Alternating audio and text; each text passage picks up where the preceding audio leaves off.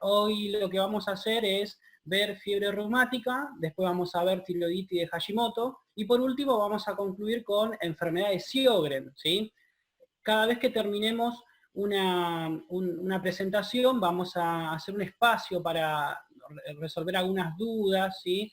Que puedan llegar a surgir de la clase. Como ustedes van a poder ver, todas las diapositivas están numeradas, ¿sí? Entonces yo les voy a pedir una cosa. Primero, déjenme dar la clase, ¿sí? Y cuando surge, después de que terminemos con la presentación, ustedes me dicen, mira, Ale, ¿sabes qué?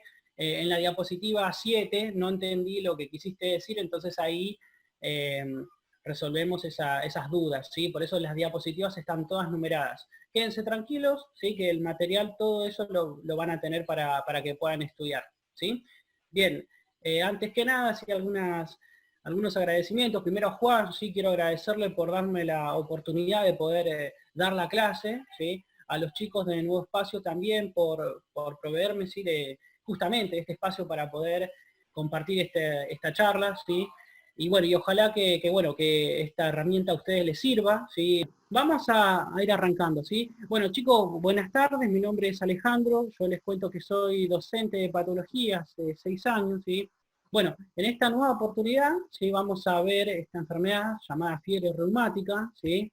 Y vamos a ver que la fiebre reumática es una enfermedad inflamatoria sistémica que se desarrolla más o menos 15 días después de una faringitis, ¿sí? Producida por estreptococo beta hemolítico del grupo A, ¿sí? Vamos a ver, ¿sí? Que esto por qué se da. Vamos a algunos datos antes de arrancar directamente con la patogenia en la enfermedad. Vamos a ver que en los países desarrollados es una rareza, ¿sí? En los países subdesarrollados sigue siendo una causa frecuente, ¿sí? Se ve mucho en la población pediátrica, ¿sí? Bien, y los países más afectados suelen ser generalmente Nueva Zelanda, la India, ¿sí? Australia, ¿sí? Recuerden una cosa, ustedes saben que el 80% de las faringitis son virales, ¿sí? Son autolimitadas y curan entre 7 a 9 días, ¿sí? Vamos a ver que en un grupito, ¿sí? De las enfermedades de la faringitis por bacterias, tenemos al Streptococcus pyogenes, que es el principal, ¿sí? Entonces ese va a ser el causante, ¿sí? De la fiebre reumática, que ahora lo vamos a ver cómo se produce, ¿sí? Entonces, como habíamos dicho recientemente, vamos a ver que en un primer momento tenemos una faringitis, ¿sí? Una angina normal, ¿sí? Vamos a ver que se caracteriza, bueno, con fiebre, ¿sí? Mal estado general, ¿sí? Dolor articular intenso, y vamos a ver que se produce, ¿por qué? Por un fenómeno de mimetismo molecular.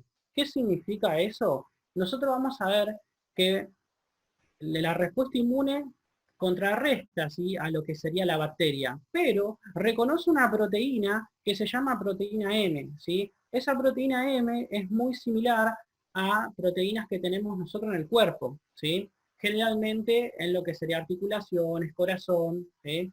Entonces por eso empieza a producir esos daños, ¿sí? Vamos a ir con esta frase. Esta es una pregunta de examen, ¿sí? Entonces, se dice que la fiebre reumática lame las articulaciones, pero muerde al corazón. ¿Qué significa esto? Bien, nosotros vamos a ver que dentro de lo que, cuando ustedes les llegan a hacer esta pregunta, estamos haciendo referencia al daño que producen las articulaciones, ¿sí? Vamos a ver que el daño que producen las articulaciones es una artritis, pero no es deformante, ¿sí? No es deformante ni tampoco incapacitante. Entonces, y vamos a ver que eso resuelve sin dejar secuelas. Ahora bien, en el corazón digamos que el daño es más severo y vamos a ver que se afectan las 3 capas del corazón que ahora lo vamos a ver en breve, ¿sí? Bien, vamos a ver que dentro de las manifestaciones clínicas se produce más que nada afectación a nivel cardiovascular, ¿sí? Es la manifestación más seria de la fiebre reumática aguda. Vamos a ver que involucra a las 3 capas. Entonces, ustedes van a tener que explicar lo que pasa en el endocardio, en el miocardio y en el pericardio, que ahora lo vamos a explicar. Todo ese conjunto se llama pancarditis, ¿sí? Y vamos a ver que eso termina produciendo un daño más severamente en lo que serían las válvulas, ¿sí? Bien. Generalmente a ustedes les van a preguntar cuál es la válvula que más se afecta en la fiebre reumática? Ustedes van a tener que decir que es la válvula mitral, ¿sí? Bien, ahora el segundo en frecuencia, ¿cuál va a ser? La aórtica, ¿sí? Bien, tercero en frecuencia, ¿cuál va a ser? Va a ser la válvula mitral y la aórtica, ¿sí? Y posteriormente se afectarán las cavidades derechas, ¿sí? Es muy raro que se afecten las válvulas, ¿sí?, del circuito derecho. Entonces, vamos a ir repasando, ¿sí?, lo que dijimos recién. Nosotros vamos a ver que tenemos una faringitis, ¿sí?, bacteriana por estreptococo beta hemolítico del grupo A, ¿no? Vamos a ver que la respuesta inmune, ¿sí?, neutraliza a ese agente infeccioso, ¿sí? Pero vamos a ver que reconoce proteínas, ¿sí?, que sería la proteína M del estreptococo, y que son muy similares a las proteínas que nosotros tenemos a nivel corporal, generalmente en el corazón.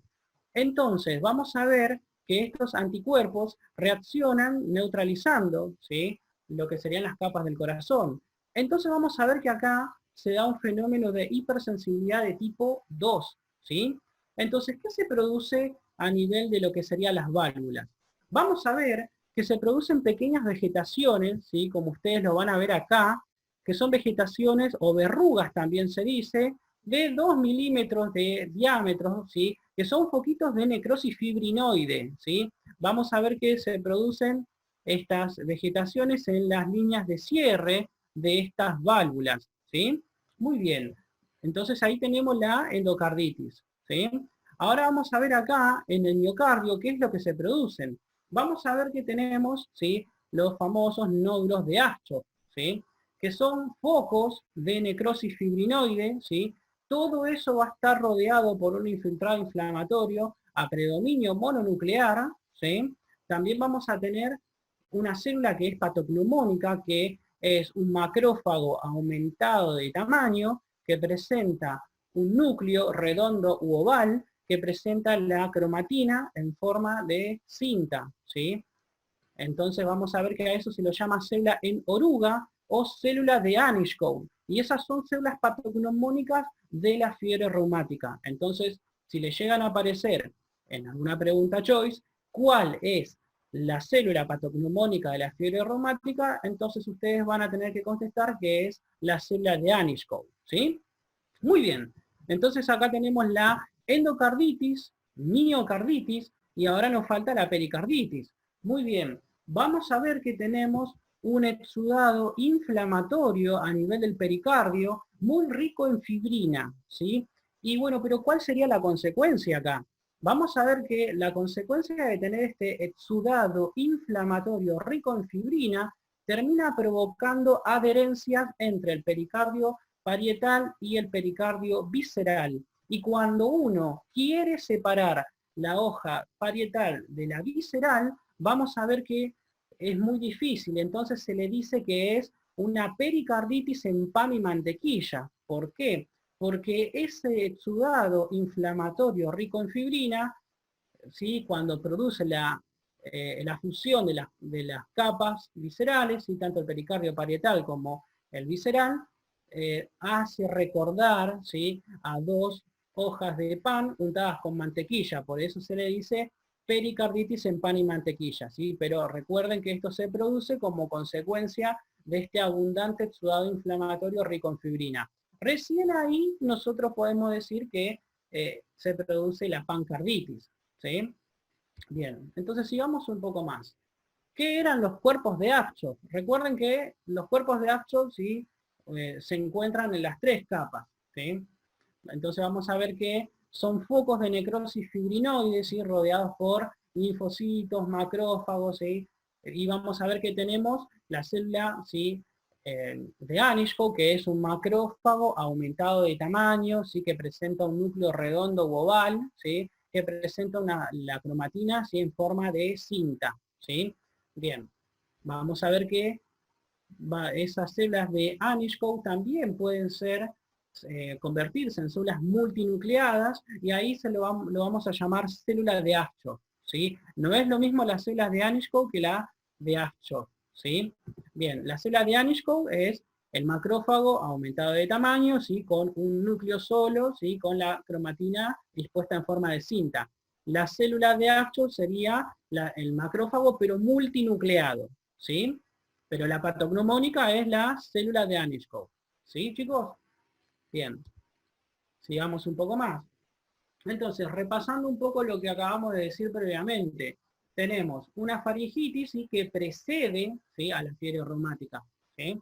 Vamos a ver que cuando se resuelve esa faringitis se producen anticuerpos dirigidos contra las proteínas propias, ¿sí?, generalmente el corazón, y entonces vamos a ver que por vía hematógena, vamos a ver que estos anticuerpos empiezan a producir daño, ¿sí? Bien, vamos a ver que en el miocardio sí se producen nódulos de Ashford, ¿sí? En el endocardio se producen estas vegetaciones y estos foquitos de necrosis fibrinoide que también se le dicen verrugas, y en el subendocardio sí vamos a ver que se produce un engrosamiento, más que nada a nivel de la aurícula izquierda, que a eso se lo llama placa de McCallum.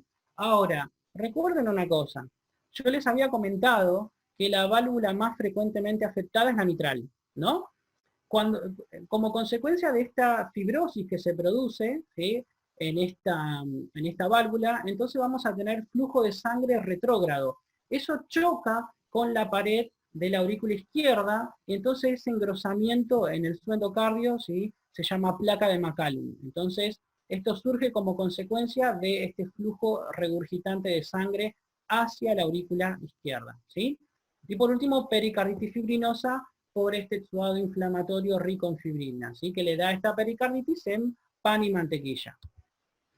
Bien, de nuevo, ¿sí?, para repasar un poquito más, ¿sí?, tenemos la cardiopatía reumática aguda, que son estas vegetaciones que le había comentado, ¿sí? Después los nódulos de Ashford, ¿sí? Recuerden que lo patognomónico más frecuentemente es la célula de Anichkov, ¿sí? Bien, y la pericarditis fibrinosa no específica. Todo esto se llama pancarditis, ¿sí? Esto en el curso agudo de la enfermedad. Pero nosotros vamos a ver que tenemos el curso crónico de la enfermedad, ¿sí? Entonces, como consecuencia de toda esta respuesta inflamatoria constante, lo que vamos a tener en la cronicidad es fibrosis y fusión de las comisuras, ¿sí? Vamos a ver que esas verruguitas, ¿sí?, estas vegetaciones producen puentes de unión entre las comisuras valvulares, y como consecuencia de ello, ¿sí?, se produce la fusión en la cronicidad, ¿sí? Se produce engrosamiento de las cuerdas tendinosas, y como consecuencia de toda esta serie de eventos, se produce una disminución del diámetro de la válvula mitral, y a eso lo vamos a llamar estenosis mitral, ¿sí? Y esto, ¿sí?, en un tiempo dado te lleva a la insuficiencia cardíaca, ¿sí? Muy bien, fíjense lo siguiente, ¿sí?, esta imagen lo que quiere demostrar son estos focos, ¿sí?, de necrosis fibrinoide, que también se lo llaman vegetaciones o verrugas, ¿sí?, que son, más que nada las tenemos en las líneas de cierre de las comisuras valvulares, ¿sí? Acá lo vemos un poquito más grande, ¿sí? Esto van a producir puentes de unión entre las comisuras valvulares, y posteriormente van a producir la fusión. Bien, entonces, ¿qué es lo que pasa entonces en la cronicidad? Vamos a ver que dentro de los cambios anatómicos que tenemos engrosamiento de las valvas, fusión de las comisuras, ¿sí?, acortamiento y engrosamiento, ¿sí?, y fusión de las cuerdas tendinosas. Toda esta serie de cambios anatómicos te da una estenosis mitral, ¿sí? Bien, a la micro vamos a tener una fibrosis, ¿sí?, difusa con neoangiogénesis y cicatrices fibrosas. Bien, entonces, Che, fíjense, Ale, sí. discúlpame que te interrumpa. Ahí está diciendo una alumna, está buenísimo todo, pero si puedes ir un poco más despacio. Ah, bueno, está bien. Bueno, Perfecto. entonces, sigamos, ¿sí? Cuando nosotros tenemos acá, ¿sí?, esta es una imagen de la cardiopatía reumática crónica, en donde nosotros, ¿qué es lo que tenemos? Ya acá tenemos, ¿sí?, ya la consecuencia. Tenemos la fusión, ¿sí?, de las comisuras valvulares, esto llegaría hasta acá, y esto llegaría hasta acá, y entonces vamos a tener esta estenosis mitral, que se dice que es en boca de pez u ojal, ¿sí? Entonces esto, acá tenemos una estenosis valvular, ¿sí? Muy bien, vamos a ver, ¿sí?, Todo esto sería, ¿sí?, el orificio valvular, y fíjense en la estenosis que tenemos acá. Aparte, ¿sí?, recuerden también que en los lugares en donde hubo necrosis, tenemos fenómenos de calcificación distrófica, ¿sí?, que hace que la válvula sea más rígida todavía, ¿sí? Bien, acá tenemos, ¿sí?, la consecuencia, ¿sí? Digamos que esto es mucho más severo. Fíjense que acá son mucho más evidentes estas vegetaciones, ¿sí?, y la estenosis. Cuando llegamos a esto, ¿sí?, directamente ya tenemos tenemos que ir a reemplazo valvular. Bien, todo esto que acabamos de explicar recién, ¿sí?, es más que nada las manifestaciones que se produce a nivel, ¿sí?, cardiovascular. Ahora nosotros tenemos, ¿sí?, las manifestaciones que se producen en las articulaciones. Entonces, vamos a ver que en las articulaciones se produce una poliartritis migratriz de las grandes articulaciones. ¿Qué significa eso? Que yo voy a tener una artritis, ¿sí?, que empieza en los tobillos, que sigue por las rodillas, que va hacia la coxofemoral, llega al complejo articular del hombro, ¿sí? Luego seguimos codos y muñecas, ¿sí? Vamos a ver que esta poliartritis, ¿sí?, porque se afecta más de 5 articulaciones, ¿sí?, vamos a ver que va migrando. El tema es que esta poliartritis migratriz, ¿sí?, no produce secuelas, no produce deformación y resuelve, ¿sí?, sin dejar ningún tipo de secuelas. Y esta, a diferencia, ¿sí?, de la artritis reumatoidea, es asimétrica, ¿sí? Es asimétrica y no es deformante, ¿sí? Sigamos un poco más. Bien, dentro de las manifestaciones clínicas que puede presentar la fiebre reumática, tenemos una que no es tan frecuente, que se llama corea de Sydenham, ¿sí?, que generalmente predomina en el sexo femenino, es autolimitada, ¿sí? Esto se caracteriza por una serie de movimientos irregulares, asimétricos, ¿sí? Más que nada se da por inflamación en los ganglios de la base, ¿sí? Bien, es muy raro de verlo ahora en la actualidad, pero dentro de las manifestaciones clínicas está la corea de Sydenham. Bien, ya tenemos la fotito. Bien, también vamos a tener un eritema marginado de la piel, ¿sí? Vamos a ver que eritema es enrojecimiento, ¿sí? Es un enrojecimiento, ¿sí?, de un color más o menos rosado, que no pica, que no duele, ¿sí?, que vamos a ver que tiene bordes irregulares, no llega a cerrarse todo, ¿sí? Entonces vamos a ver que estos se localizan generalmente en el tronco, ¿sí?, regiones proximales de los miembros, respeta la cara, ¿sí? Después tenemos nódulos subcutáneos, ¿sí? Estos son mucho más raros de observar, ¿sí?, pero estos son pequeños, no dolorosos, se mueven, ¿sí? Bien, pero estos son más raros de verlos todavía, ¿sí? Generalmente se ubican en las superficies de apoyo, codos, rodillas, tobillos, ¿sí?, occipucio. Bien, acá les muestro el eritema marginado de la piel. Recuerden que, como les había comentado, respeta caras. Y vieron acá que es este enrojecimiento de un color, ¿sí?, rosado, pero que no llega a cerrarse todo, ¿sí? Los bordes son bordes irregulares, ¿sí? Bien, y lo vamos a tener por todos lados, ¿sí? Recuerden que respeta cara. Esto no pica, no duele, ¿sí?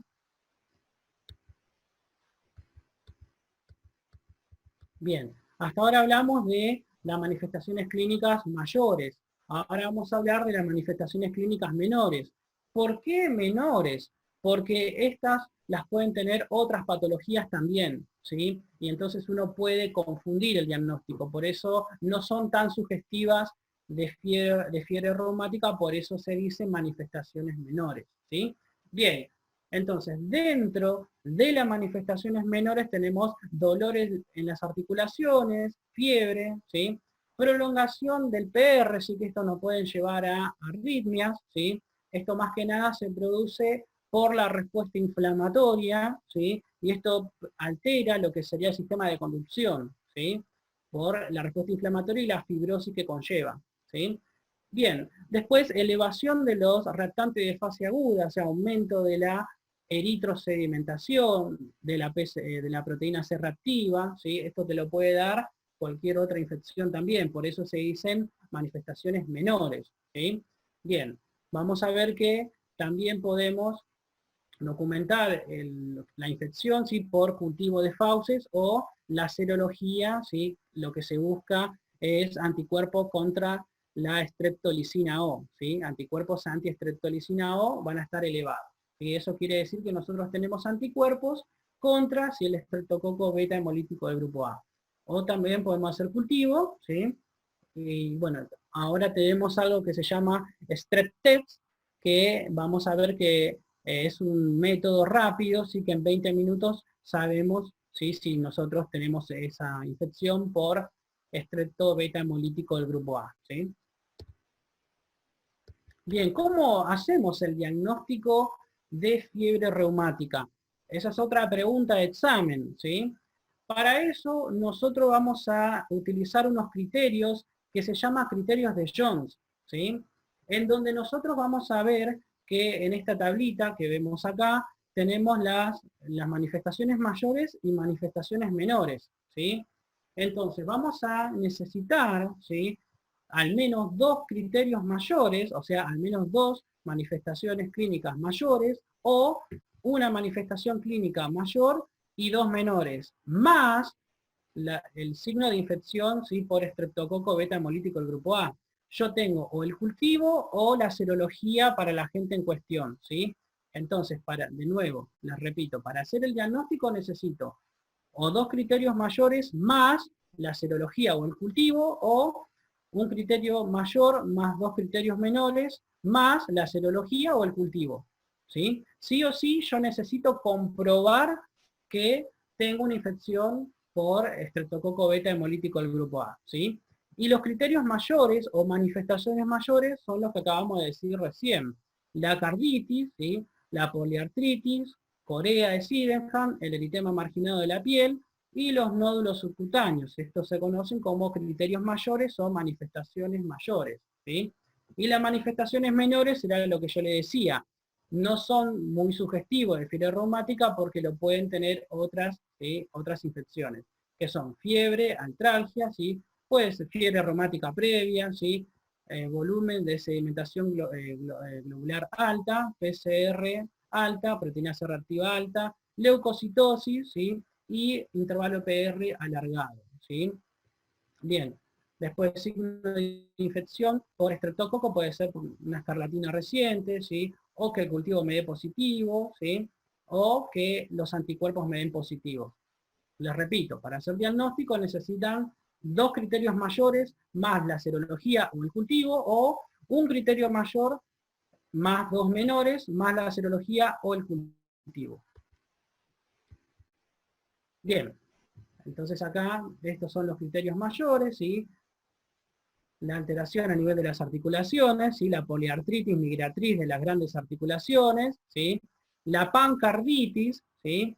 Los nódulos subcutáneos, el eritema marginado de la piel, ¿sí?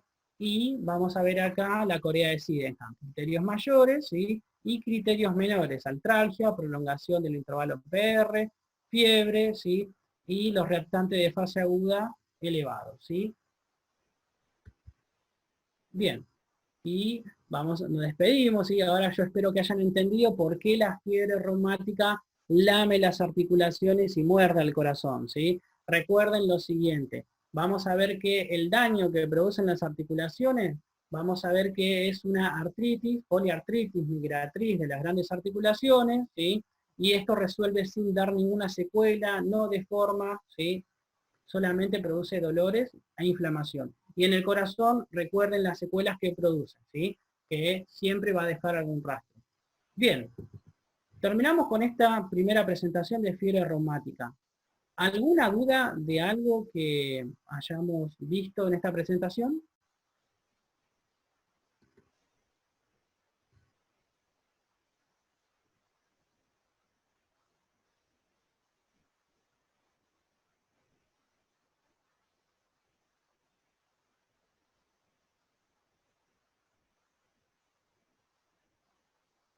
Ok, acá me están preguntando si siempre deja secuelas en el corazón.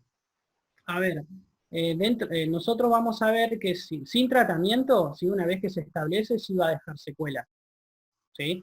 Se va a producir sí, esas pequeñas vegetaciones, ¿sí? Lo que sí no te va a llevar a la insuficiencia, pero una vez que se establece, sí. Después, otra pregunta. Generalmente es en la población pediátrica. Es raro verlo en la población adulta, ¿sí? Es raro verlo. Pero puede producirse también, ¿eh?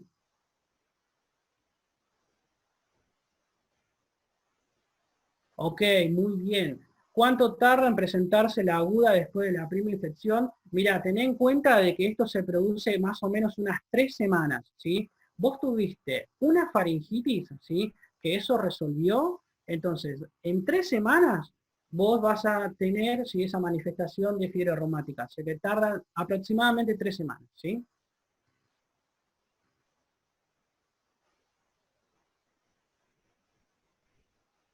Claro, totalmente. A ver, puede ser aguda y curarse o sí pasa a la crónica. No, no, no, no. El tema es el siguiente.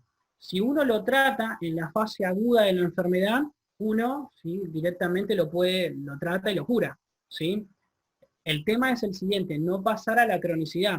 Porque si se pasa a la cronicidad, ahí directamente se produce la fusión de las comisuras valvulares, la estenosis mitral, y entonces ahí ya llegamos tarde. ¿Sí? Porque ahí, cuando ya tenemos la fibrosis, cuando tenemos la fusión de las cuerdas tendinosas y cuando tenemos la calcificación distrófica, empezamos a tener toda esta sintomatología, ¿sí? De estenosis mitral e insuficiencia cardíaca, y entonces esa válvula ya no, digamos que es afuncional, y entonces sí o sí tenemos que ir a reemplazo valvular. Entonces sí, la aguda, si con tratamiento la podés curar, y el tema es no llegar a la cronicidad, pero sí, se puede curar la aguda. Bien, ¿alguna otra pregunta? Juan, ¿algo que quieras añadir? Sí, yo quería, espérate, ¿se me escucha? Sí, bueno, em, anoté un par de cosas. Primero me parece importante lo que tienen que tener en claro es que recuerden que las faringitis, un gran porcentaje son virales, ¿sí? Más o menos depende de dónde lean, pero un 70% son virales, con lo cual antibióticos no habría que darle, e incluso si vos tenés una faringitis y la tratás de forma sintomática, por ejemplo, manejando la fiebre, manejando la adenofagia, pasa. El problema de todo esto es que quizás vos la faringitis la curás, pero vas a tener esto de fiebre reumática, ¿sí? Porque del 30% más o menos que son de las bacterianas, hay un porcentaje que son por el streptopiógeno. Y lo que te puede pasar es esto, ¿sí? Entonces, quizás vos el cuadro agudo de la faringitis lo podés manejar, ¿sí? No sé, con ibuprofeno, pero el problema de esto es que si vos no matás a la bacteria, lo que puede pasar es todo esto de fiebre reumática que estaba hablando Ale, ¿sí? Y vos tenés una ventana terapéutica de 10 días para darlo, para iniciar el tratamiento antibiótico, ¿sí? Y no es que siempre que tiene placa es bacteriana. Puede no tener placa y ser bacteriana igual, ¿está bien? Entonces, ahí Ale le estuvo hablando del strep test, ¿sí? El test rápido. Lo ideal es hacer eso, ¿sí? Si eso da positivo, ya está. ¿Está bien? Si eso da positivo, va antibiótico, penicilina, sensibilidad 100%. Aunque algunos den amoxicilina, penicilina, sensibilidad 100%. ¿Bien? Ahora, si el strep test, el test rápido, da negativo, vos no tenés que darle igual el antibiótico, ¿sí? Porque todavía tenés un margen terapéutico para esperar el resultado del cultivo. Por eso vas a ver que en general te hacen dos hisopados, ¿sí? Entonces, en general el cultivo está de 3 a 5 días, pero vos tenés un margen de 10 días para tratarlo. Recién cuando dé positivo el cultivo, lo tratás, ¿bien? Digo esto para que me parece importante que les quede el concepto de que nosotros a la anfaringitis las tratamos para evitar esto, ¿sí? Porque la realidad que no sabemos, o sea, si te da positivo, sí sabemos que es el estreptopiógenes y lo tratás por esto, pero si te da negativo, no habría necesidad de darle un antibiótico. Bien, después, vieron que de los criterios, Ale les estaba diciendo criterios mayores, menores, todo, pero vos tenés que tener documentada una infección por el estrepto, ¿sí? Ale les habló del cultivo, les habló de los anticuerpos, los antiasto, por ejemplo, y también el test rápido es válido también, ¿sí? Esto que venimos hablando recién, si tenés un strep test positivo, ya está, es una infección por estrepto, ¿sí? O incluso una escarlatina. La escarlatina también se puede tomar como un antecedente de que tuviste una infección por estreptococo. Si bien es más raro que produzca fiebre reumática, pero en un poco porcentaje de casos puede ocurrir. ¿Bien? Y después lo otro, para que más que nada lo peguen, lo relacionen con lo que vimos de trombosis, por así decirlo, la idea es que, vieron que Ale les dijo que esto es una reacción cruzada que hacen los anticuerpos contra la proteína M. Bueno, lo que va a pasar es que eso va a llegar, ¿sí? No, nos vamos a centrar solo en lo que es endocardio, ¿sí? Va a llegar a endocardio, se va a producir una inflamación con necrosis fibrinoide, eso te va a lesionar el endocardio, te va a exponer el subendocardio y ahí se te pegan plaquetas y fibrina. Y ahí surgen las vegetaciones. Por eso es que cuando lean, no sé si ya lo leyeron o no, van a ver que están formadas por fibrina y plaquetas, ¿sí? No va a estar la bacteria ahí. Hay otras endocarditis, hay otras vegetaciones que sí está la bacteria, pero esta no. Es una vegetación aséptica. ¿Bien? Bueno, nada más, eso.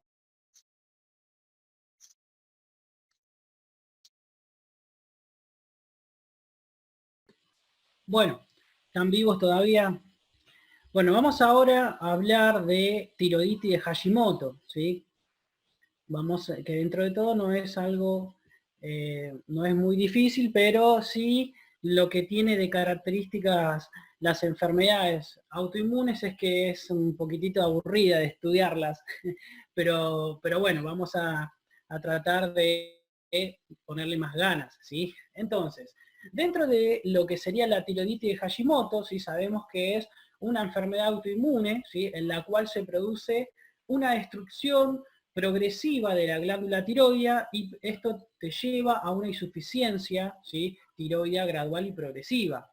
Vamos a ver qué es la causa más frecuente de hipotiroidismo en zonas en donde la concentración de yodo es suficiente, ¿sí? Recuerden que hay una entidad que se llama bocio endémico, ¿sí? Que se da por carencia de yodo, ¿sí?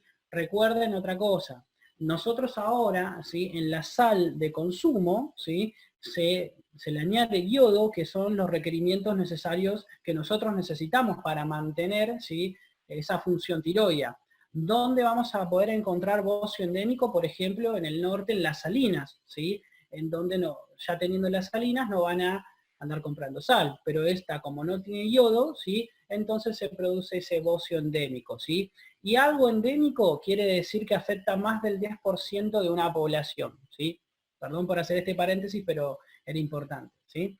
Bien, sigamos un poco más. Vamos a ver que esta enfermedad autoinmune se da generalmente en mujeres entre 45 a 65 años, ¿sí? Pero también puede afectar a la infancia, ¿sí? Bien, y es la causa principal de bocio endémico en este periodo, ¿sí? Recuerden también que si bien afecta frecuentemente a la población femenina, tienen que darse cuenta de que también afecta a los hombres, ¿sí? Bien, y vamos a ver que siempre, o casi siempre, una enfermedad autoinmune puede, ¿sí? Estar acompañada de otra enfermedad autoinmune. Entonces, vamos a ver que lo que se produce es un fenómeno de autoinmunidad, ¿sí? Una respuesta inmune exagerada frente a autoantígenos tiroideos, ¿sí? Y acá yo les menciono que los dos que siempre se menciona que son importantes es la presencia de autoanticuerpos dirigidos contra la tiroglobulina y contra la peroxidasa tiroidea, ¿sí? También está el otro anticuerpo dirigido contra el receptor de la TSH, ¿sí? Eso también ténganlo en cuenta. Esto, chicos, que vemos acá es una teoría propuesta, ¿sí? Recuerden que dentro de lo que serían las enfermedades autoinmunes, nosotros tenemos factores ambientales y factores genéticos, ¿sí? Por ejemplo, si mi mamá tuvo hipotiroidismo, eso, y toda mi línea germinal, mi abuela, ¿sí? Mi bisabuela tuvieron hipotiroidismo, entonces hay un componente genético que te predispone a padecer esa enfermedad autoinmune. Después tenés un factor ambiental que produce modificaciones a nivel de las proteínas propias, ¿sí? Digamos que no se sabe hasta ahora cuáles son los componentes genéticos y tampoco se sabe el factor ambiental. Si se supiera eso, ya le encontraríamos la solución. Por eso, chicos, esto que nosotros vemos acá en esta diapo es una teoría propuesta, ¿sí? No vayan a a focalizarse tanto en descubrir a ver por qué se produce cada cosa, porque digamos que hasta ahora la etiología es desconocida, ¿sí? Pero se sabe, lo que se sabe es que hay un componente ambiental y un componente genético, ¿sí? Bien, entonces, ¿qué es lo que produce? Se produce una alteración, ¿sí? De la autotolerancia, y entonces dentro de lo que sería la acción de la respuesta inmune, se dice que está mediada por los linfocitos TCD8 citotóxicos que van a empezar a producir destrucción de las células epiteliales, ¿sí? Esto es por un lado. Después vamos a ver que tenemos la acción de los linfocitos TH1, y generalmente los TCD4, que lo que van a hacer es producir interferón gamma, eso van a hacer que se activen los macrófagos y también se produzca también la destrucción, ¿sí? Del epitelio folicular, ¿sí? Y por último, la otra teoría propuesta también está dada por lo siguiente. Vamos a ver que tenemos anticuerpos, ¿sí? Dirigidos contra lo que sería la peroxidasa tiroidea, ¿sí? Contra la tiroglobulina, y que produciría también destrucción, ¿sí? Del epitelio folicular. ¿Sí? Estas serían las tres teorías propuestas, ¿sí? Una está mediada por los TCD8, las otras por los TCD4, ¿sí? Con el macrófago, y la última vamos a ver que está mediada por anticuerpos, ¿sí? Bien, esto era lo que yo les acabo de decir recién, ¿sí? Después lo leen. Bien, vamos a ver acá, en esta imagen, ¿sí? Bueno, esta imagen representa la microscopía de una tiroides normal, ¿sí? Van a ver acá el coloide, ¿sí? Van a ver acá lo que sería el estroma, ¿sí? El epitelio folicular, ¿sí? Que está compuesta por, vamos a ver que es un epitelio cúbico simple, ¿sí? Bien, vamos a ver que esto sería una tiroides normal. ¿Por qué yo pongo esto? Porque ustedes tienen que saber primero lo normal para saber después lo que está alterado, ¿sí? Miren acá. Vamos a ver ahora, ¿sí? Lo que sería una tiroides con tiroiditis de Hashimoto. Si ustedes alcanzan a ver, vamos a ver que se produce infiltrado inflamatorio, ¿sí? A predominio mononuclear, ¿sí? Linfocitos, plasmocitos, macrófagos, ¿sí? Y vamos a ver que empiezan a desarrollarse centros germinales, ¿sí? Tenemos centros germinales acá, centros germinales acá. Vamos a ver que estos centros germinales le empiezan a reemplazar el tejido, ¿sí? ¿Qué otra cosa más podemos ver? Vamos a ver, ¿sí? Que acá tenemos poquito coloide remanente, ¿sí? Entonces vamos a ver atrofia de los folículos, ¿sí? Y también lo que vamos a ver acá, esto rosa pálido, vamos a ver acá fibrosis, ¿sí? Eso lo vamos a ver en esta vista panorámica, ¿sí? Bien, ¿qué otra cosa más podríamos ver? Vamos a ver que en un primer momento, por esta respuesta inflamatoria, la glándula, ¿sí? Aumenta de tamaño, ¿sí? Generalmente la cápsula no es que se rompe ni está afectada, la cápsula está intacta, ¿sí? Bien, vamos a ver que al corte, ¿sí? Esto es en la macro, vamos a ver que es pálida, de color amarillo, firme y ligeramente nodular. ¿Por qué vamos a ver que tiene este color amarillo? Más que nada, ¿sí? Por todo ese tejido fibroso, ¿sí? Que me está reemplazando lo que sería, ¿sí? El epitelio folicular y el coloide, ¿sí? Y vamos a ver que al corte vamos a ver que opone una resistencia porque va a ser más dura, ¿sí? Bien. Vamos a ver, ¿sí? Que dentro de estos centros germinales bien desarrollados, ¿sí? Por este infiltrado inflamatorio a predominio mononuclear, también yo les había comentado que tenemos los folículos atróficos, ¿sí? Bien, un comentario, nosotros vamos a ver varias cosas. Acá si nosotros podemos llegar a hacer más focos, ¿sí? Tenemos un cambio en el epitelio folicular, ¿sí? Entonces vamos a ver que dentro de estos folículos, sí que todavía son folículos remanentes, cuando ustedes se ponen a analizar bien la célula folicular, van a encontrarse, ¿sí? Interpuestas entre esas células foliculares, una célula que ha cambiado su fenotipo, ¿sí? ¿Y cómo cambió ese fenotipo? Vamos a ver que esa célula va a ser una célula aumentada de tamaño, con un citoplasma eosinófilo granular, ¿sí? A eso se lo llama célula de Hartle o célula de Hurtle, ¿sí? Esto yo se lo pongo acá, ¿sí? Bien, ¿qué representa, ¿sí? El cambio de esa célula del epitelio folicular? Representa un cambio adaptativo, ¿sí? Nosotros vamos a ver acá, ¿sí? Lo que ustedes pueden apreciar acá es centros germinales y una respuesta inflamatoria, ¿sí? Vamos a ver que como consecuencia de esta respuesta inflamatoria, ¿sí? Persistente, vamos a ver que este epitelio folicular remanente, algunas células tratan de adaptarse a esa NOTSA, que es la respuesta inflamatoria crónica, ¿sí? Entonces vamos a ver que adquieren un aspecto aumentado de tamaño con su citoplasma eosinófilo granular, y a eso se lo llama célula de Hartle. ¿Por qué es importante tener este concepto? Porque esto es un cambio adaptativo, representa una metaplasia. Si yo a esto lo dejo, ¿sí? Que se prolongue en el tiempo, esa célula de Hartle, ¿sí? Vamos a ver que va a evolucionar a una displasia, o sea, una proliferación descontrolada de esa estirpe celular, y posteriormente a una neoplasia. Entonces, esa me lleva a un cáncer, ¿sí? A un cáncer papilar de tiroides, ¿sí? Entonces, por eso es importante tener el concepto, ¿sí? De lo que sería la célula de Hartle, ¿sí? Que es esa célula del epitelio folicular que trata de adaptarse, ¿sí? Frente a esa respuesta inflamatoria crónica, ¿sí? Bien. Sigamos un poco más.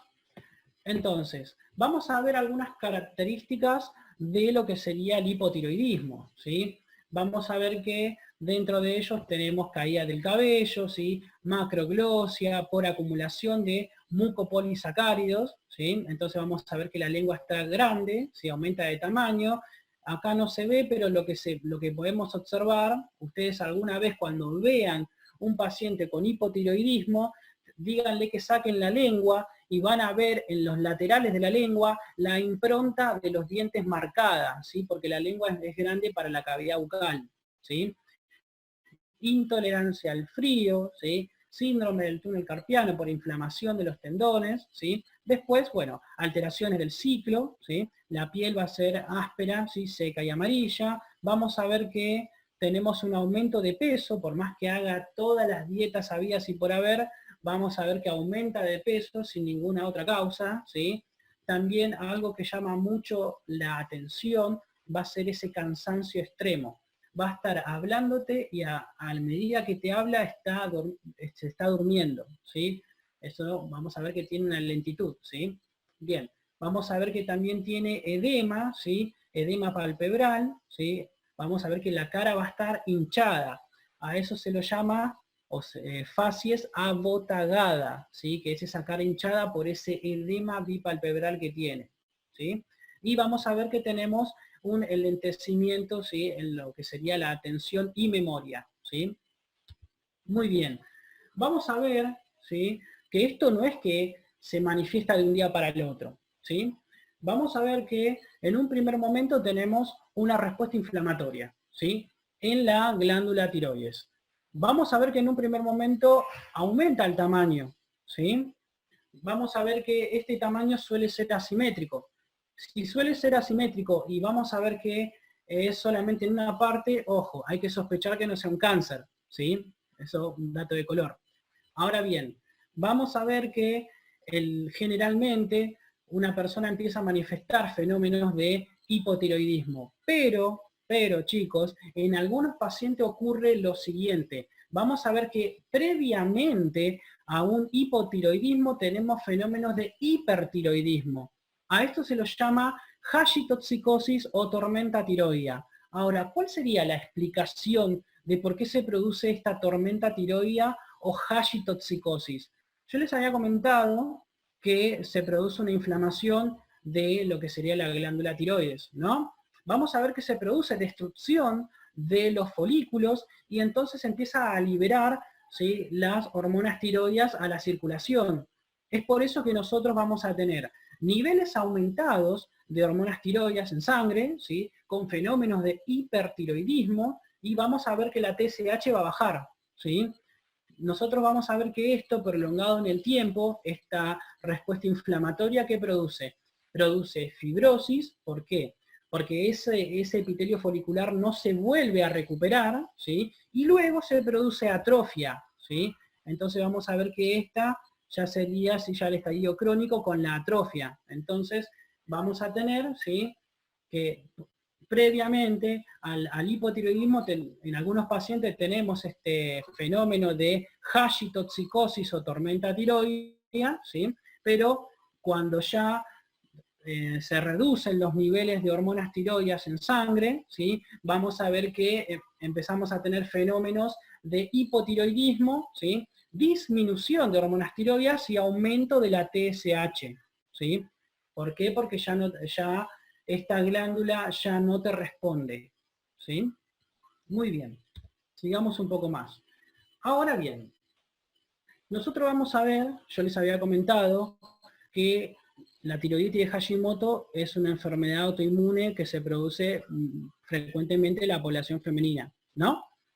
También tienen que saber que estas suelen cursar con otras enfermedades autoinmunes, ¿sí? Por ejemplo, con diabetes tipo 1, ¿sí?, con enfermedad de Sjögren, con un lupus, ¿sí? O puede cursar sola o puede cursar asociada con otras enfermedades autoinmunes. Otra cosa que tienen que saber, ¿sí?, es lo siguiente. Nosotros vamos a ver que por este infiltrado inflamatorio a predominio mononuclear, yo les había comentado que se produce en formación de centros germinales, ¿no? Muy bien. Nosotros vamos a ver que en un primer momento tenemos una población heterogénea de linfocitos B, pero después se producen mutaciones en los linfocitos B, en donde de una población policlonal podemos tener una población monoclonal, mutante. Entonces vamos a ver que estas pacientes con este fenómeno de hipotiroidismo, ¿sí?, como consecuencia de esta inflamación, tienen mayor riesgo de desarrollar linfoma de células B, ¿sí?, linfoma de la zona marginal extraganglionar en la glándula tiroidea, ¿sí? Entonces, las pacientes, ¿sí?, con tiroiditis de Hashimoto tienen mayor riesgo de desarrollar linfoma de células B, ¿sí?, de la zona marginal. ¿Por qué? Porque esta respuesta inflamatoria constante puede producir mutaciones en los linfocitos y de una población heterogénea pasamos a una población monoclonal, ¿sí?, mutante, y es por eso que se produce ese linfoma. Y lo otro que tienen que saber es lo siguiente, lo que yo les había comentado con respecto a la célula de Hartung, ¿sí?, que es un cambio adaptativo. Si uno retira la noxa, si uno lo trata, eso vuelve, ¿sí?, toda la normalidad.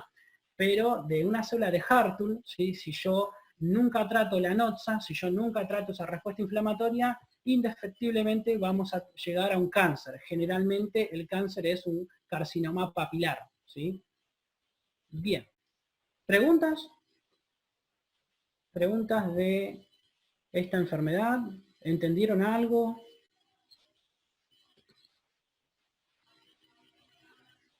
¿Me escucharon bien?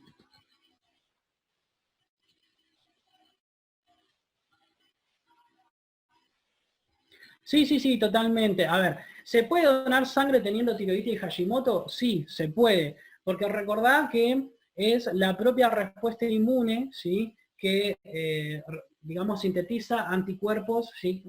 Contra proteínas propias, ¿sí? Muy bien. Pero sí, sí pueden donar, ¿sí?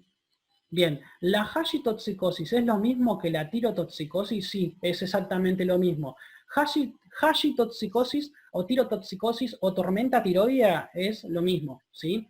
Cuando se produce la destrucción de la glándula tiroides por esta respuesta inflamatoria, yo les había comentado que se liberan, ¿sí?, cantidades exacerbadas de hormona tiroidea, ¿sí? Entonces por eso tenemos fenómenos de hipertiroidismo, ¿sí? A eso se lo conoce como hashitoxicosis, tormenta tiroidea o tirotoxicosis. Sí, sí, sí.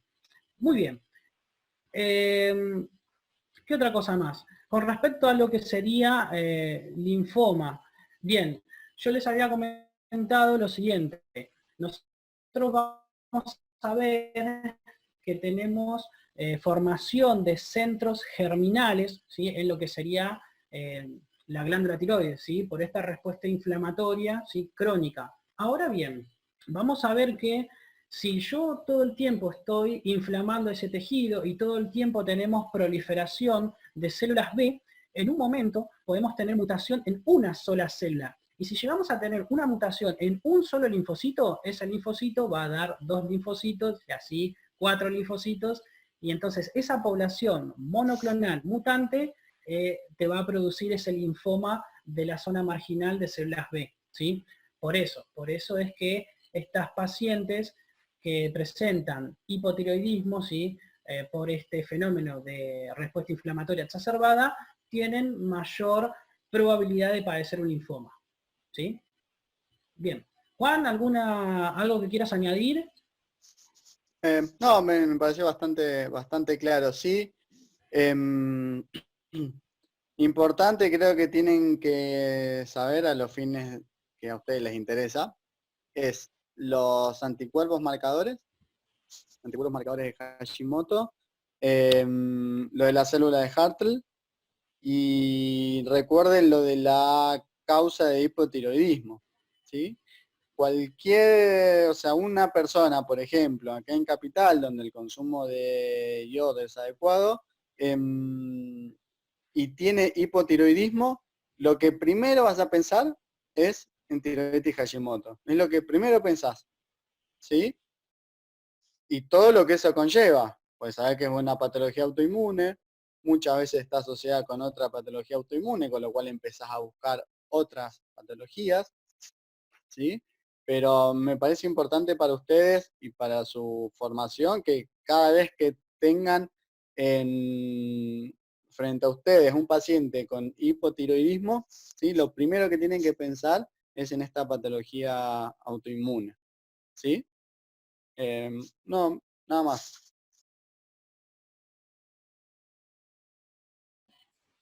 Bueno, seguimos entonces. ¿Están vivos Vamos con el todavía? último. Bueno, Espero que vamos siga vivo. por ahora. Bueno, chicos, vamos a la última, ¿sí?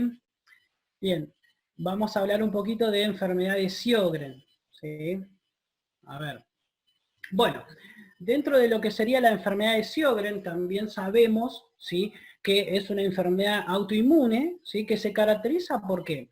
Por producir afectación más que nada en las glándulas salivales y en las glándulas lagrimales, ¿sí?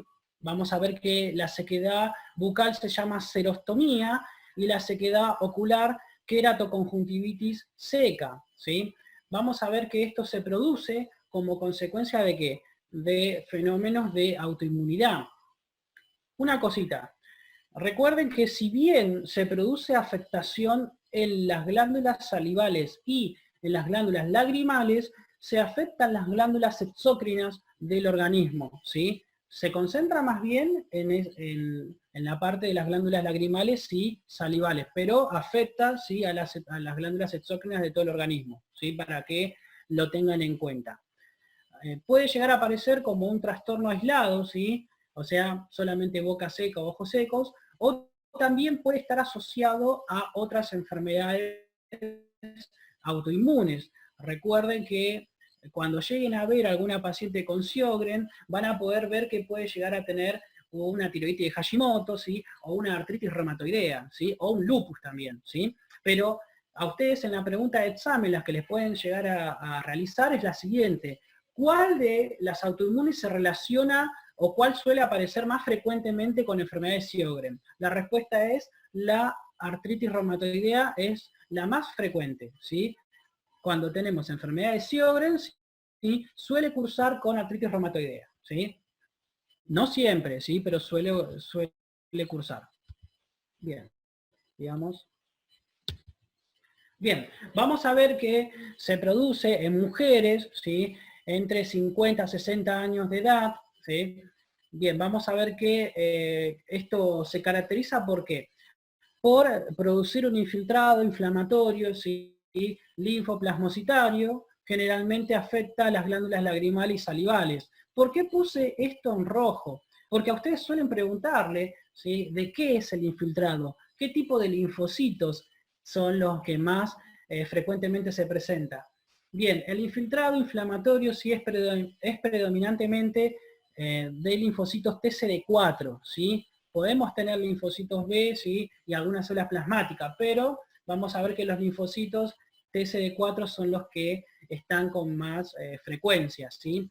Bien, vamos a ver que aproximadamente el 75% de los pacientes tiene factor reumatoideo, ¿sí? Recuerden que este factor reumatoideo, ¿qué es?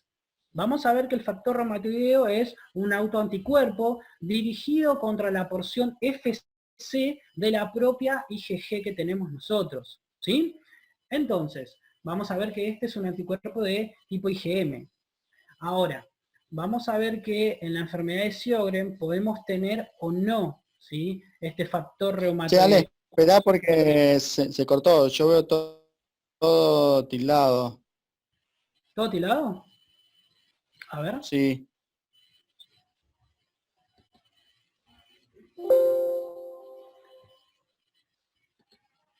¿Ven ahí, chicos? ¿Se ve? no, ¿No se ve nada? no sé si soy yo, espérate que me fijo el chat. A ver, a ver, a ver. ¿Pero se me escucha? A ver. Yo te escucho, sí. No, no, los chicos tampoco ven, ¿eh? No, ¿no ven nadie? A ver, para. Ahí estoy viendo el chat y los chicos no ven. Yo lo tengo colgado. Pensé que era mi A ver. celular, pero veo que no. A ver ahí. A ver, espérate porque esto es un caos. Ahora sí. Ahí sí, Bueno, sí. bueno. Bueno, volvemos todo para atrás. ¿Sí? Volvemos todo para atrás de nuevo. ¿Ahí me ven, chicos? Ahí veo bien yo. ¿Ven todos? Buenísimo, excelente. Esperá, me fijo el chat a ver si los chicos ven.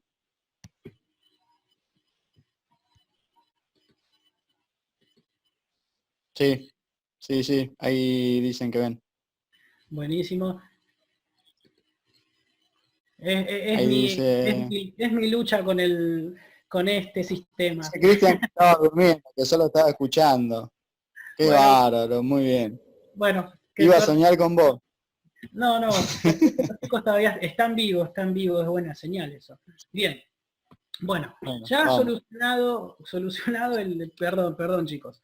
Bien, ya solucionado este inconveniente técnico, vamos a seguir con enfermedades Sjögren, ¿sí? Muy bien. Entonces, la enfermedad de Sjögren, ¿sí? Es una enfermedad autoinmune que se caracteriza ¿por qué? Por producir afectación en las glándulas lagrimales y en las glándulas salivales, produciendo cuadros de xerostomía, que es boca seca, y queratoconjuntivitis seca. Recuerden una cosa, vamos a ver que esta enfermedad de Sjögren, ¿sí? Si bien se concentra en afectar a las glándulas salivales y a las glándulas lagrimales, ¿sí? Afecta a lo que serían las glándulas exócrinas del organismo, ¿sí? Bien, vamos a ver que se produce por fenómenos de autoinmunidad. Puede aparecer de una forma aislada, solamente afectarte lo que sería las glándulas lagrimales y salivales, o puede estar asociada con otra enfermedad autoinmune, ¿sí? No es raro, chicos, cuando ustedes lleguen a ver a alguna paciente con Sjögren, no es raro que ustedes lleguen a ver que también presenta tiroiditis Hashimoto o un lupus, ¿sí? La pregunta de examen es la siguiente: ¿con cuál se asocia más frecuente la aparición del Sjögren? Bien, ¿con qué enfermedad autoinmune suele aparecer más frecuentemente? La respuesta es la artritis reumatoidea, ¿sí? Entonces, una paciente con enfermedad de Sjögren, ¿sí?, suele tener artritis reumatoidea, ¿sí?, suele acompañarse. No es en el 100% de los casos, sería en un 60%, ¿sí? Bien. A ver, sigamos la próxima. Bien, vamos a ver que se produce frecuentemente en mujeres, ¿sí?, de 50 a 60 años de edad, ¿sí? Bien, vamos a ver que esto se produce una destrucción inflamatoria, ¿sí?, de las glándulas exócrinas, ¿sí? Como les había comentado, se concentra más frecuentemente en lo que serían las glándulas lagrimales y glándulas salivales. Y ahora vamos a ver qué es lo que te produce o cuál es la consecuencia, ¿sí? ¿Por qué yo pongo esto en rojo? Cuando hablamos de la etiología y patogenia, ¿sí?, vamos a ver que tenemos un infiltrado inflamatorio a predominio mononuclear, pero vamos a ver que predominantemente tiene linfocitos TCD4 activados y algunos linfocitos B, ¿sí? Por eso vamos a ver que alguna pregunta de parcial les dice la siguiente: ¿de cómo está compuesto ese infiltrado inflamatorio más frecuentemente? Y la respuesta es: está más frecuentemente producido por linfocitos TCD4, ¿sí? ¿Tenemos linfocitos B? Sí, pero muy pocos, ¿sí? Vamos a ver que tenemos, estas pacientes presentan factor reumatoideo, ¿sí?, sérico. Ahora, vamos a ver qué es el factor reumatoideo. Lo había dicho Hernán la clase pasada. Vamos a ver que este factor reumatoideo, ¿sí?, es un autoanticuerpo dirigido contra la porción FC de la propia IgG del paciente, ¿sí? Este autoanticuerpo es un anticuerpo de tipo IgM, ¿sí? Bien, suele aparecer en el 75% de estas pacientes, ¿sí? Bien, lo que quiero expresar acá, ¿sí?, esto que parece una tortura china, ¿sí?, es lo siguiente, no se alarmen con esto, ¿sí? Vamos a ver que tenemos anticuerpos que son muy sugestivos de enfermedades Sjögren, ¿sí? Dentro de ellos tenemos los anticuerpos dirigidos contra las ribonucleoproteínas, que son el anti-LA y el anti-RO, perdón, el anti-LA y el anti-RO, ¿sí? Vamos a ver que se encuentran, ¿sí?, en un alto porcentaje, ¿sí?, por encima, ¿sí?, entre el 70 y 75% o entre el 60 al 90%, ¿sí? Estos, si a ustedes les llegan a preguntar en el examen cuáles son los anticuerpos sugestivos, ¿sí?, marcadores de enfermedad de Sjögren, ustedes van a decir que son los anticuerpos dirigidos contra las ribonucleoproteínas, entre ellos tenemos, ¿sí?, el anti-LA, el anti-RO, ¿sí? A ver, también podemos encontrar, ¿sí?, anticuerpos antinucleares, ¿sí? Vamos a ver que en un 50 o un 80%, ¿sí? Bien, párrafo aparte. Vieron que Hernán les había comentado en la clase pasada que nosotros tenemos 11 criterios diagnósticos, ¿sí? Entonces vamos a ver que necesitamos 4 para hacer diagnóstico, ¿sí?, en lo que sería lupus, ¿sí? Pero fíjense lo siguiente, ¿por qué? Yo, si veo que tengo anticuerpos antinucleares, solamente con este dato yo no puedo hacer diagnóstico, por ejemplo, de lupus. ¿Por qué? Porque también lo tiene Sjögren, porque también los tienen otras enfermedades inflamatorias, ¿sí?, autoinmunes. Entonces, por eso, ¿sí?, es que en lupus se utilizan 4 criterios diagnósticos positivos o más para hacer diagnóstico, ¿sí? Recuerden que con un solo criterio diagnóstico no pueden hacer diagnóstico de lupus, ¿sí? Bien, ahora volviendo a Sjögren, ¿sí?, hacia ustedes les preguntan, vamos a ver que estos son los sugestivos, el anti-LA y el anti-RO. También podemos encontrar anticuerpos antinucleares, ¿sí? Pero si ustedes encuentran anticuerpos antinucleares, piensen que también pueden tener un lupus, ¿sí? Yo les había comentado que una enfermedad autoinmune puede aparecer con otra, ¿sí? Bien. Recuerden que la artritis reumatoidea también puede llegar a tener, ¿sí?, anticuerpos, ¿sí?, antinucleares también, ¿sí? Entonces piensen en que puede aparecer con otra autoinmune. Bien, lo que le digo acá, ¿sí?, los anticuerpos antinucleares pueden estar, ¿sí?, entre un 50 y 80% en todos los pacientes, ¿sí? Bien, pero los más importantes son el anti-RO y el anti-LA, ¿sí?, que se detectan en el 90% de los pacientes, ¿sí? Bien, entonces estos anticuerpos son los marcadores serológicos de la enfermedad, ¿sí? Esto es pregunta de examen, ¿sí? Esto es importante que ustedes lo sepan, por eso lo puse acá en rojo. Muy bien, vamos a ver, ¿sí?, que acá lo que vemos esta señora, ¿sí?, con su glándula parótida, ¿sí?, aumentada de tamaño, vamos a ver que se produce como consecuencia de ¿qué? De este infiltrado inflamatorio, ¿sí?, a predominio mononuclear, que vamos a ver que te afecta los conductos, por eso van a ser a nivel periductal, ¿sí?, produce obstrucción del conducto, ¿sí?, y también vamos a ver que se produce a nivel perivascular, ¿sí? Entonces vamos a tener este aumento por la propia respuesta inflamatoria, pero también por obstrucción de los canalículos, ¿sí? Posteriormente esto te lleva a la atrofia de la glándula, ¿sí? Muy bien. Vamos a ver que se forman, ¿sí?, también centros germinales bien desarrollados. Y entonces, fíjense lo siguiente, ustedes pueden llegar a razonar acá, ¿sí? Si vemos que en esta glándula, ¿sí?, salival tenemos desarrollo de centros germinales y todo este infiltrado inflamatorio, estas pacientes tienen riesgo de ¿qué?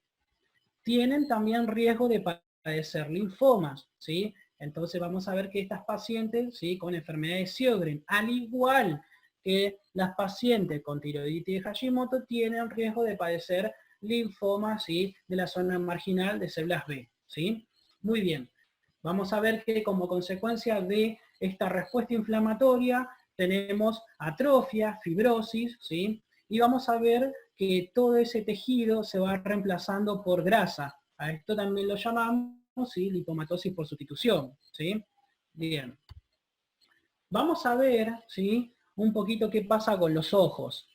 Vamos a ver que tenemos, ¿sí?, como cuando tenemos alteración de las glándulas lagrimales, vamos a tener ojos secos, ¿sí? También también está el término que dice sensación de arenilla en los ojos, ¿sí? Con cada parpadeo vamos a ver que esa persona va a tener esa quemazón, ese prurito, esa picazón en los ojos, ¿sí?, que no se va con nada, ¿sí? Y va a empezar a tener visión borrosa, ¿sí? Por eso estas pacientes van a estar todo el tiempo con lágrimas artificiales, ¿sí?, para poder, ¿sí?, cuidar ese epitelio corneal, que ahora vamos a ver qué es lo que se produce, ¿sí?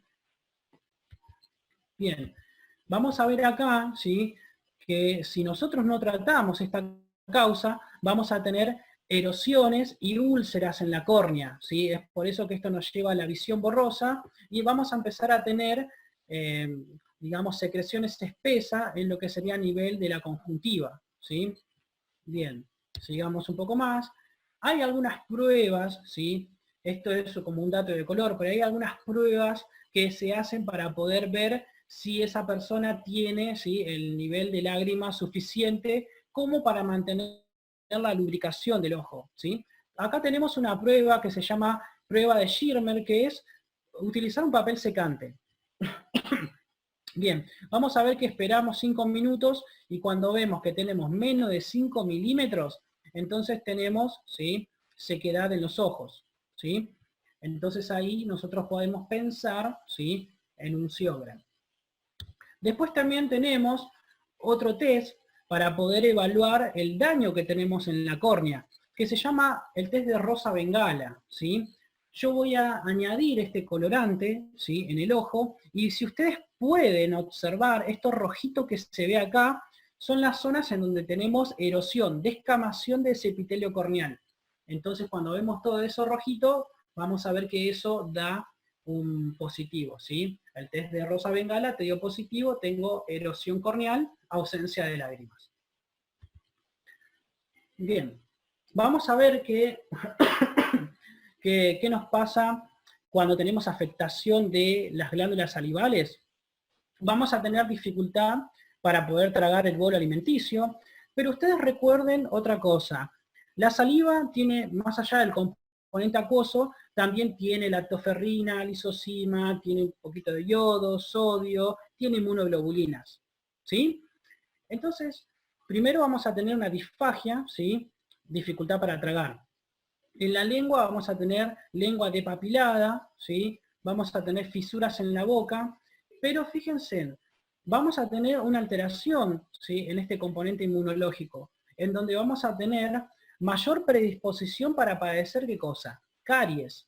Y entonces vamos a tener pérdida de piezas dentarias, ¿sí? Generalmente, las mujeres con Sjögren, ¿sí? Tienen pérdida de piezas dentarias, generalmente pierden casi todos los dientes, ¿sí?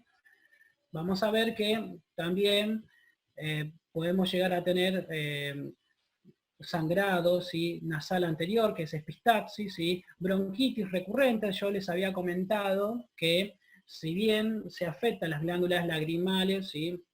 Y las glándulas salivales, también podemos tener afectación de otros órganos, ¿sí? Bien, podemos tener, ¿sí? Bronquitis recurrentes, neumonitis, ¿sí? Bien, también tenemos manifestaciones extraglandulares, ¿sí? Y entonces vamos a ver que tenemos afectación de otros órganos, como por ejemplo, en las articulaciones podemos tener sinovitis, fibrosis pulmonar, neuropatía periférica. Generalmente las personas, las mujeres que tienen afectación extraglandular, generalmente coinciden con los anticuerpos anti-LA. Generalmente las pacientes que tienen anticuerpos anti-LA tienen manifestaciones extraglandulares, ¿sí?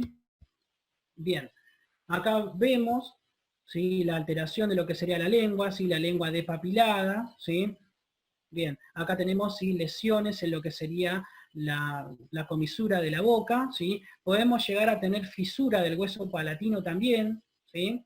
Y perforación del tabique nasal. Todo esto por la sequedad. Y lo otro que van a ver es pérdida de piezas dentarias, ¿sí? Acá lo vemos, ¿sí? Muy bien. Entonces, vamos a ver que dentro de lo que serían estas complicaciones en otros órganos, se da, como les había comentado, en pacientes que tienen anticuerpos específicos, ¿sí? Contra las ribonucleoproteínas A, ¿sí? Los anti-LA. Bien, vamos a ver que son infrecuentes las lesiones glomerulares, ¿sí? En el Sjögren, ¿sí? Pero podemos llegar a tener, ¿sí? Alguna alteración en lo que sería la función tubular, ¿sí? Pero no te llega a producirte una insuficiencia renal crónica como en el lupus, ¿sí? Generalmente, esta afectación a nivel extraglandular se produce en estas pacientes con estos anticuerpos positivos, ¿sí? Muy bien. Por último, y culminando, ¿sí? Vamos a dar el concepto, sí, porque a veces lo traen y confunden. Enfermedad de Mikulicz. A ver, vamos a ver que como consecuencia del aumento del tamaño, tanto de las glándulas lagrimales y salivales, bueno, este científico sí le dio su nombre y se le dijo que era enfermedad de Mikulicz, que en un primer momento solamente se lo atribuía a lo que sería esta enfermedad de Sjögren, pero se comprobó que hay otras enfermedades que también te las pueden producir. Entonces, se cambió de enfermedad de Mikulicz por síndrome de Mikulicz, en donde vamos a ver que es el aumento del tamaño de las glándulas lagrimales y salivales, también por otras causas, como por ejemplo sarcoidosis, leucemia, linfoma y otros tumores, ¿sí? Entonces, el síndrome de Mikulicz es el aumento del tamaño tanto de las glándulas salivales como las lagrimales, atribuida a otra causa, ¿sí? Que no sea la enfermedad de Sjögren, ¿sí? Bien. Y vamos a ver que cómo hacemos diagnóstico. Esto sí, también es importante, podría ser pregunta de examen. Lo que se hace es una biopsia de labio para poder visualizar, ¿sí? El estado de las glándulas salivales menores, ¿sí? Y es esencial para el diagnóstico. Ahí nosotros vamos a poder observar la atrofia, el infiltrado inflamatorio de predominio mononuclear, ¿sí? Con la formación de esos centros germinales. Entonces, para hacer más allá de los parámetros clínicos que presenta esa paciente, la biopsia de labio, ¿sí? Es digamos, el gol estándar para poder hacer el diagnóstico de la enfermedad de Sjögren. Bien, vamos a ver si que lo que yo les había comentado, que por este infiltrado inflamatorio a predominio mononuclear, ¿sí? Yo les había dicho lo siguiente: tenemos una población heterogénea de linfocitos B con centros germinales. En un momento podemos tener una mutación en algún linfocito B, y de una población policlonal podemos tener una población monoclonal mutante, y por lo tanto esto nos predispone a desarrollar un linfoma. Fíjense que tenemos una incidencia de 40 veces mayor a la población normal, ¿sí? Bien, entonces esto también es un dato para que ustedes lo retengan, ¿sí? Tenemos riesgo de padecer un linfoma de la zona marginal de las células B, al igual que la enfermedad de tiroiditis de Hashimoto, ¿sí? Bien, ¿alguna duda?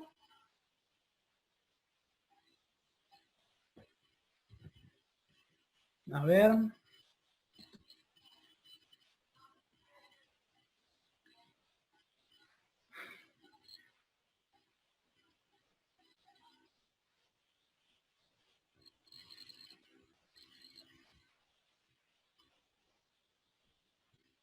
Bien, acá más que nada, ¿por qué no se da la fractura en algunos huesos? Porque en realidad sí, más que nada produce afectación de las glándulas exócrinas, y más que nada se concentra en glándulas salivales y lo que sería glándulas lagrimales. Entonces, no tiene afectación más que nada. El Sjögren en sí mismo no te produciría alteración en las articulaciones. Sí, sí, produciría alteración en las articulaciones cuando se presenta concomitantemente con la artritis reumatoidea. Ahí sí. Pero solo, si aparece solo, no debería producir alteraciones en los huesos.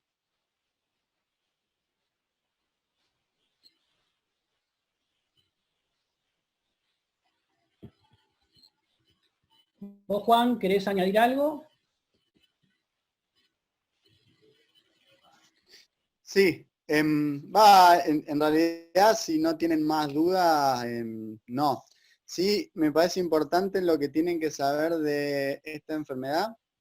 Recuerden, los anticuerpos, anti-Rho, anti-La, ¿contra qué están dirigidos? Acuérdense, en glándulas salivales, glándulas lagrimales, de ahí empiezan a razonar el resto, serostomía, serostomía. La asociación con otras enfermedades autoinmunes, principalmente artritis reumatoidea, como dijo Ale, la asociación también con neoplasias, y ya creo que en general, ¿sí? Es eso, ¿sí? Es más tomado quizás Hashimoto, pero de Sjögren tendrían que saber eso. Después, de Sjögren, eso, de tiroiditis Hashimoto ya les dije. De fiebre reumática, importante que sepan. Los criterios mayores y menores de Jones, la pancarditis, los nódulos de Achoff, cómo están formados, lo de las células de Achoff, lo de las células de Aniscoe, cómo hacen el diagnóstico, ¿sí? Y lo que es cardiopatía reumática.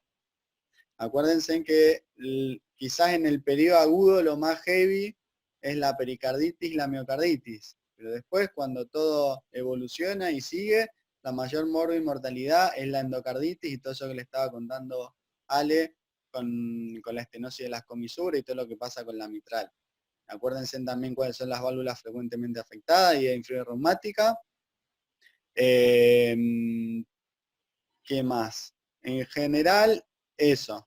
Esas son como las cosas importantes que tienen que prestar más atención. Acá hay una pregunta: ¿diagnóstico solo con biopsia o se suma el dosaje? A ver, chicos, ustedes siempre tienen que ir de lo menos invasivo a lo más invasivo. Yo les había comentado que si bien los anticuerpos anti-La, anti-Rho son muy sugestivos, son marcadores serológicos de la enfermedad, puede ser que no los encuentren, ¿sí? ¿Por qué? Porque está en un 90%, pero vamos a hacer de cuenta que justo le tocó ese 10% en donde ustedes no lo encuentran, pero esa paciente tiene toda la sintomatología, entonces no te queda otra que hacer biopsia de labio para poder examinar las glándulas salivales menores, ¿sí? Pero sí, se hace, si se pide siempre anticuerpos, y bueno, para confirmar, porque es diagnóstico de certeza, recuerden que en microscopía de diagnóstico, ¿sí? Se pide ya para confirmar la biopsia, ¿sí? No sé si Juan vos querés añadir algo. No, nada más. Bueno, bueno chicos, espero que les haya servido la clase, ¿sí? Les agradezco un montón por haber estado acá, ¿sí? Por haber pasado por acá, y bueno, seguramente nos estaremos escuchando en otra oportunidad, ¿sí? Muchísimas gracias chicos. Se quedaron todos, ¿eh? Bueno, muy bien. Bueno, a seguir estudiando, ¿sí? Aprovechen la cuarentena, que están en sus casas, aprovechen un día como hoy, que está bueno para leer. Y bueno, cualquier duda vayan escribiendo, ¿sí? Después, a través de los chicos de Nuevo Espacio, les vamos a decir cuándo es la próxima. Probablemente va a ser en el transcurso de la semana, ¿sí? La próxima clase. ¿Sí? Después le vamos a decir bien el día, el horario en que la vamos a hacer. ¿Sí? Bueno, por mi parte, nada más, no sé, Ale, si querés cerrar vos, que estuviste ahí charloteando todo este tiempo. Bueno, nada, como les decía, ¿sí? Nosotros estamos de nuevo adaptándonos frente a la nueva problemática que está ocurriendo, ¿sí? Sepan que nosotros estamos acá para ustedes, ¿sí? Para tratar de ayudarlos en lo que se pueda, ¿sí? Yo por mi parte, ¿sí? También le agradezco a Juan, a los chicos de Nuevo Espacio por la oportunidad, ¿sí? Y bueno, estamos juntos en esto, ¿sí? Vamos a ir hasta el final, ¿sí? Y bueno, y ojalá bueno, que todo esto termine de la mejor manera para ustedes. Espero que puedan llegar a aprender algo, sí, que eso es el objetivo, ¿sí? De realizar este curso, ¿sí? Porque sabemos que hay gente que no puede pagar un instituto, porque a muchos se le dificulta, ¿sí? Porque es una materia nueva, porque hay muchos conceptos y bueno, ahora como con esta nueva situación es como que no tienen a nadie que les explique, entonces acá junto con Juan y los chicos de Nuevo Espacio, bueno, siempre tienen la idea de poder aportar algo, ¿sí? Que esa es la idea. Así que bueno, muy agradecido con ustedes chicos, con Juan, con los chicos de Nuevo Espacio, y bueno, estoy sí para lo que necesiten, ¿sí? Muchísimas gracias.